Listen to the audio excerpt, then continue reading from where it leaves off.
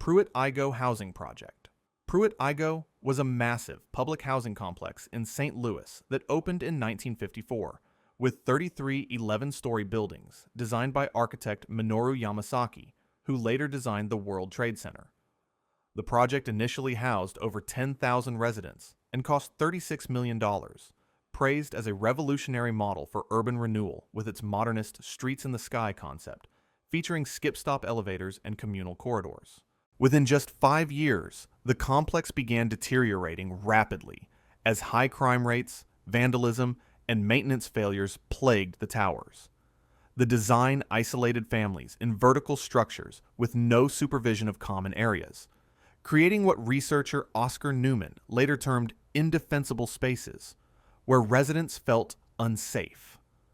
By 1970, fewer than 600 people remained in buildings designed for thousands, with many units abandoned and windows blown out. The federal government made the unprecedented decision to demolish the entire complex, which was systematically destroyed between 1972 and 1976 in televised implosions that became symbolic of failed modernist architecture and urban planning.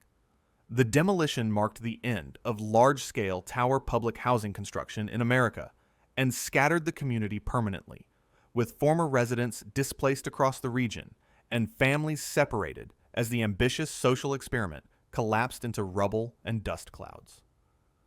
Tuskegee Syphilis Study. The Tuskegee Syphilis Study was a medical research program conducted by the United States Public Health Service from 1932 to 1972 in Macon County, Alabama, where 600 African American men were enrolled, including 399 with syphilis and 201 without the disease as a control group. Participants were told they were receiving free health care for bad blood, but were never informed of their actual syphilis diagnosis or that effective treatment existed, and researchers continued observing the disease's progression even after penicillin became the standard cure in 1947. The study only ended when whistleblower Peter Buxton leaked information to the press in 1972, sparking national outrage 40 years after it began.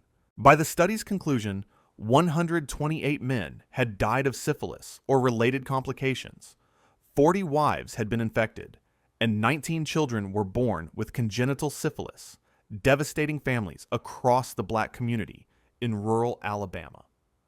The study destroyed trust between African American communities and the medical establishment, creating lasting vaccine hesitancy and healthcare skepticism that persists today.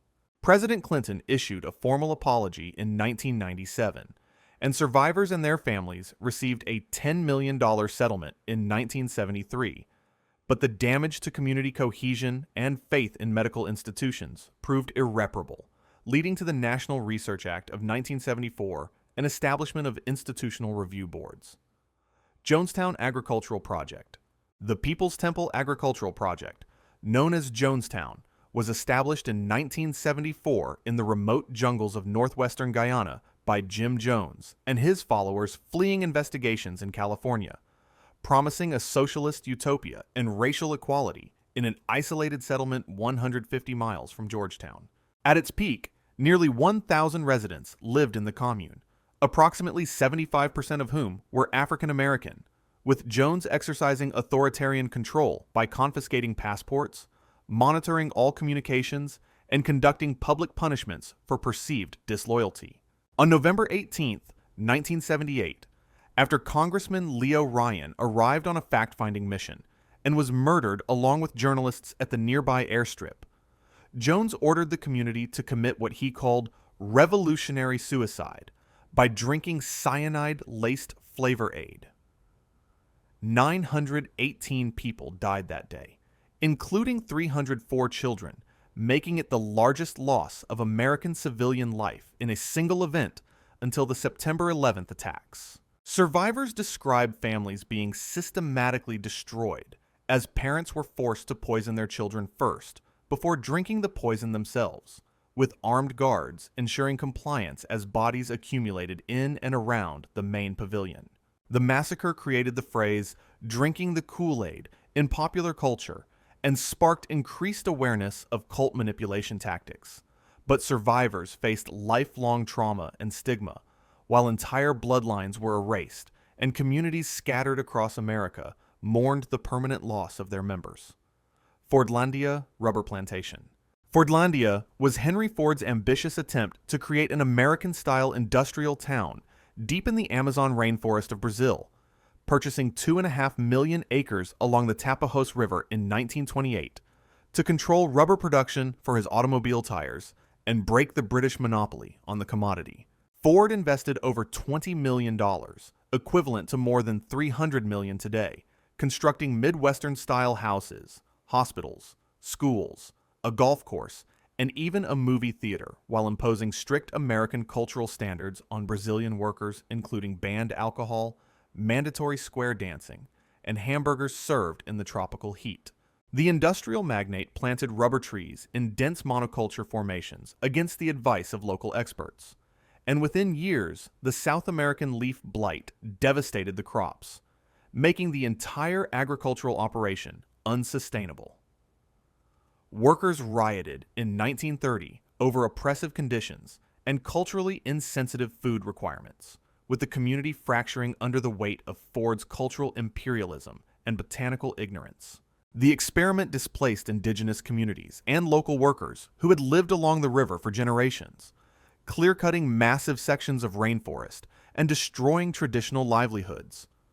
Ford abandoned the project in 1945 after 17 years of failure, selling the land back to the Brazilian government for a fraction of the investment, leaving behind crumbling American architecture slowly reclaimed by jungle vegetation and a scattered population that never recovered its original cohesion or cultural identity. MKUltra Mind Control Program. MKUltra was a covert CIA program spanning from 1953 to 1973 that conducted 149 sub-projects testing mind control and psychological warfare techniques, administering LSD and other drugs to unwitting subjects across North America, with a budget exceeding $25 million adjusted for inflation. The program, led by Dr. Sidney Gottlieb, targeted vulnerable populations, including prisoners, mental patients, drug addicts, and sex workers at over 80 institutions, including universities, hospitals, and prisons, with participants often completely unaware they were part of experiments. Researchers employed extreme techniques, including sensory deprivation, verbal and sexual abuse, hypnosis, and paralytic drugs, with Dr. Ewan Cameron at McGill University conducting particularly brutal experiments that caused permanent memory loss and regression to infantile mental states in victims.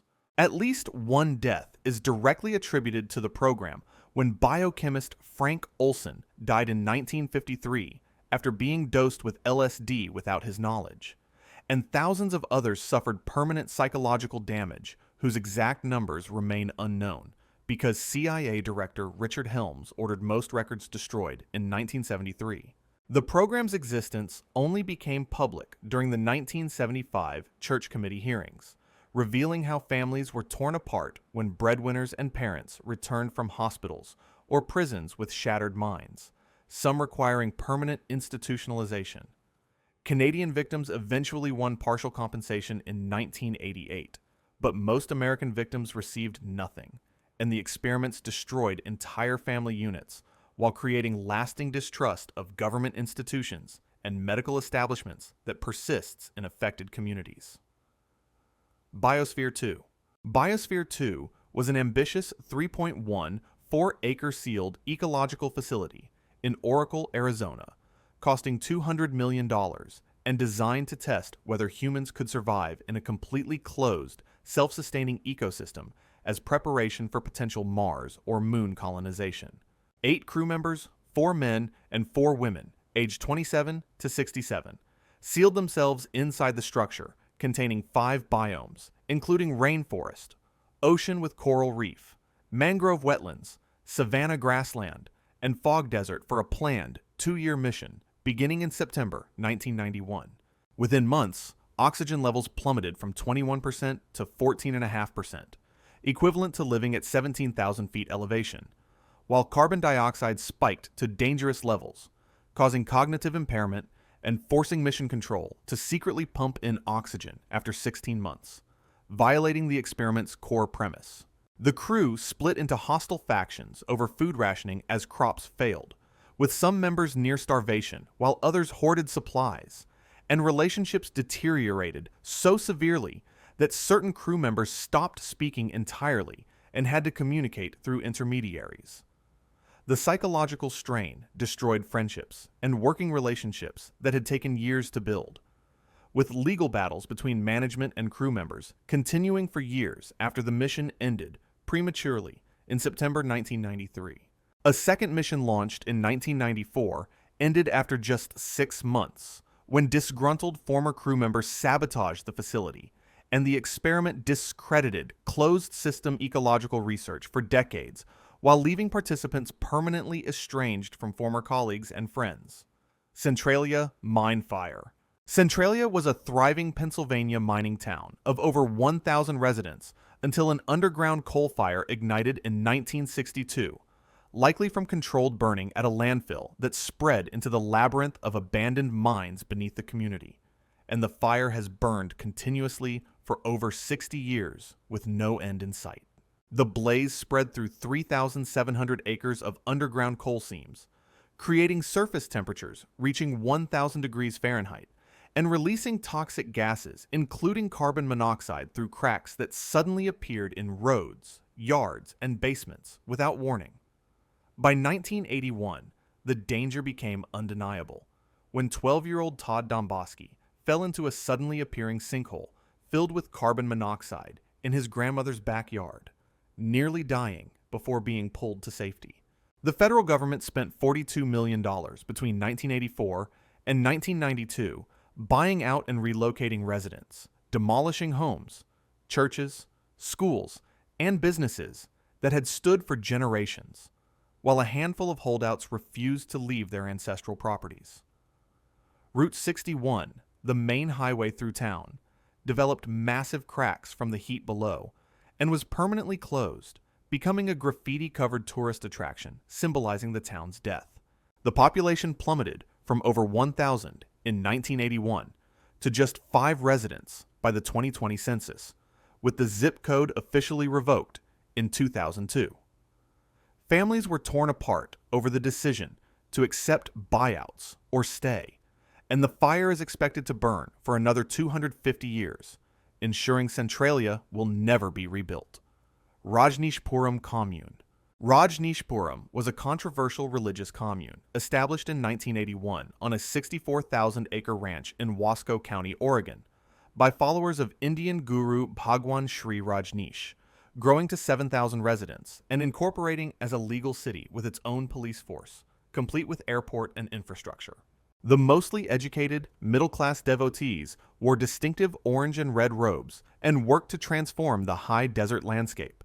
But tensions with neighboring Antelope, a town of just 40 residents, escalated as the Rajneeshis attempted a hostile takeover of the local government through voter intimidation. In September 1984, commune leaders orchestrated America's first major bioterrorism attack by deliberately contaminating salad bars at 10 restaurants in the Dalles with salmonella bacteria, poisoning 751 people in an attempt to sicken voters before a crucial county election. Ma Anand Sheila, the commune's secretary and Rajneesh's second-in-command, also orchestrated wiretapping operations, immigration fraud involving sham marriages, and an attempted murder plot against the United States attorney using salmonella-laced water. When federal investigations closed in during 1985, Rajneesh attempted to flee the country, but was arrested, eventually deported, and the commune collapsed within months. The crimes destroyed trust between the commune members and local Oregonians, with residents of Antelope living in fear during the occupation, and some permanently relocating. 23 people were arrested. Sheila served 39 months in prison, and the ranch was sold off, scattering the international community of followers while leaving lasting trauma in the small rural communities that had been targeted. Aral Sea Irrigation Project. The Aral Sea was once the world's 4th largest lake, covering 26,300 square miles on the border of Kazakhstan and Uzbekistan, until Soviet central planners in the 1960s began diverting the Amu Darya and Sir Darya rivers to irrigate vast cotton fields across Central Asia.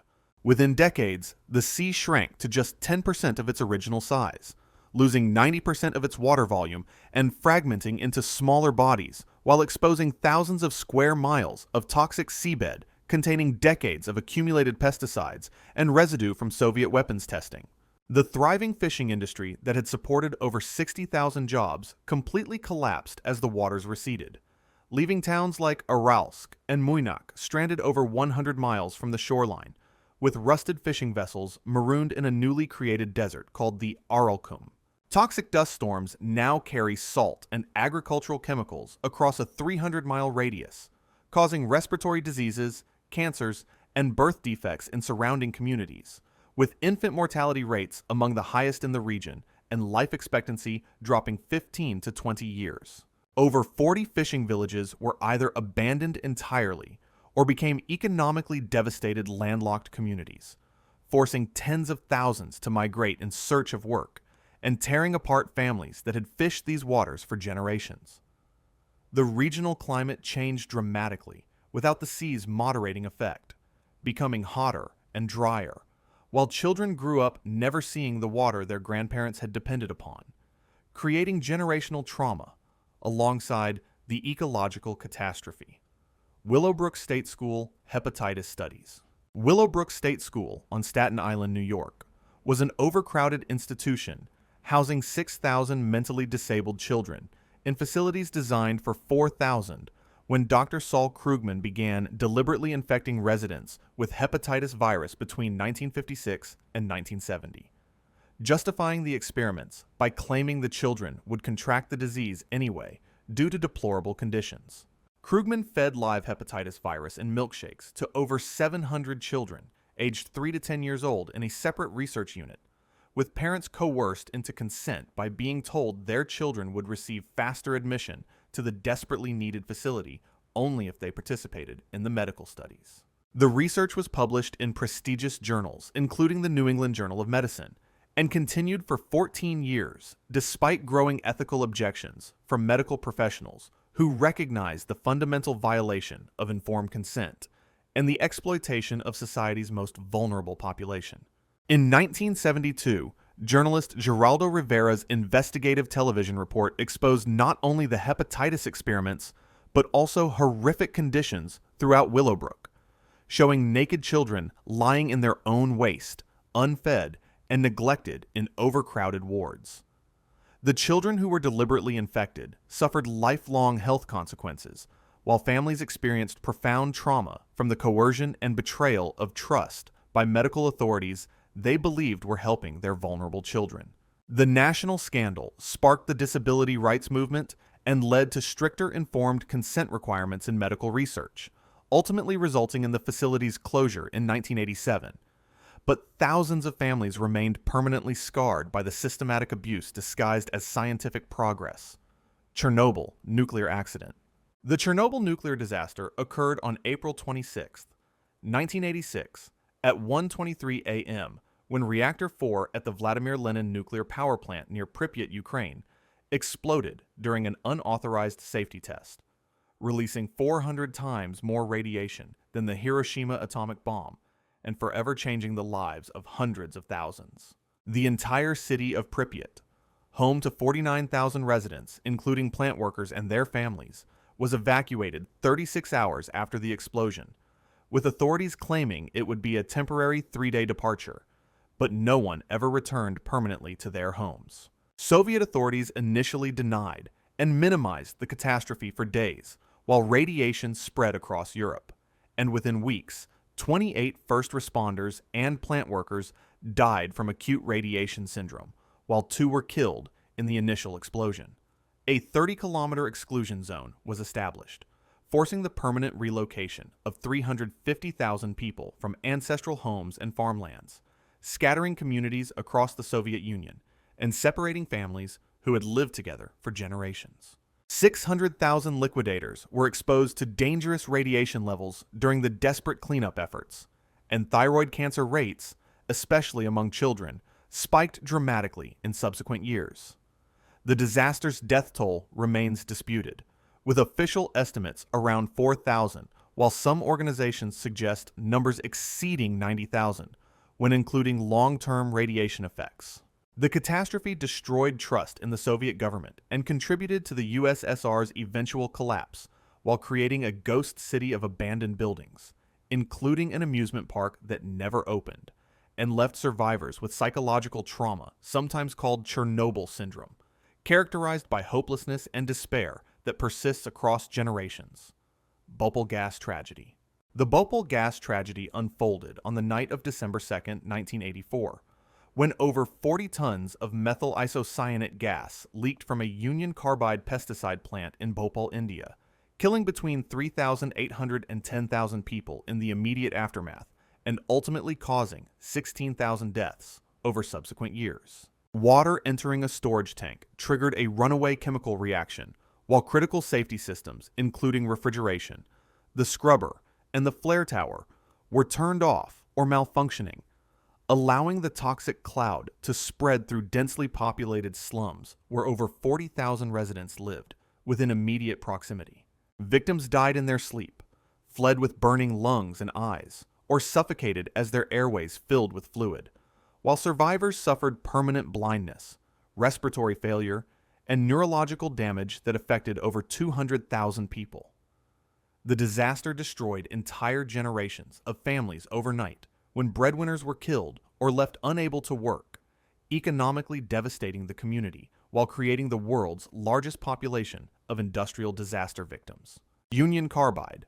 CEO Warren Anderson fled India after brief detention and was never extradited despite arrest warrants, and the 1989 settlement of $470 million averaged just $500 per victim, widely considered grossly inadequate.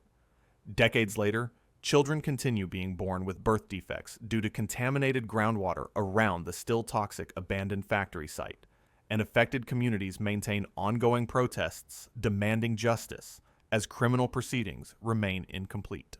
The tragedy demonstrated the catastrophic consequences of corporate negligence in developing nations and created lasting intergenerational trauma in Bhopal's affected neighborhoods, where families still struggle with health consequences and economic devastation 40 years after the gas cloud spread through their streets. If you want to see more, click the video on screen now.